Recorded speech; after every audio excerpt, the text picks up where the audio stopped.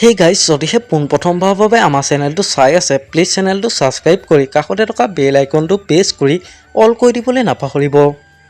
ৰং টিভিত সম্প্ৰচাৰিত হৈ থকা আকাশী গংগা চিৰিয়েলত নিধি চৰিত্ৰত অভিনয় কৰা অভিনেত্ৰীগৰাকী আচলতে হয় কোন, ঘৰ ক'ত, কাৰ সৈতে প্ৰেমৰ সম্পৰ্কত আছে, সবিশেষ জানিব পাৰিব আজি এই ভিডিঅ'টোৰ মাধ্যমেৰে। গতিকে ভিডিঅ'টো অলপো স্কিপ নকৰাকৈ শেষলৈকে চাই থাকিব বুলি আশা কৰিলোঁ। ৰং টিভিত সম্প্ৰচাৰিত হৈ থকা আকাশী গংগা চিৰিয়েলত নিধি চৰিত্ৰত অভিনয় কৰা অভিনেত্ৰীগৰাকীৰ আচল নাম হ'ল ভায়লিনা বৈনাভি ডেকা। ভায়লিনা ডেকাৰ ঘৰ হ'ল মঙলদৈত।